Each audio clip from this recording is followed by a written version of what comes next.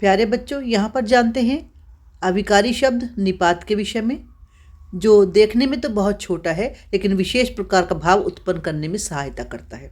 परिभाषा के रूप में कहें तो जो अव्यय शब्द किसी शब्द या पद के बाद लगकर उसके अर्थ में कुछ विशेष प्रकार का भाव उत्पन्न करने में सहायता करते हैं उन्हें निपात कहते हैं। इन्हें अवधारक भी कहा जाता है, जैसे ही, तो, भी, तक, मात्र आदि।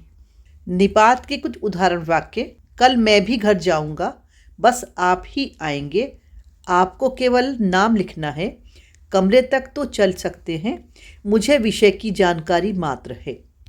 पहले वाक्य में भी, दूसरे वाक्य में ही, तीसरे वाक्य में केवल, चौथे वाक्य में तो और लास्ट के वाक्य में मात्र निपात शब्द हैं। दूसरे अविकारी शब्दों को जानने के लिए चैनल को सब्सक्राइब कीजिए, लाइक शेयर करते रहिए। Thank you.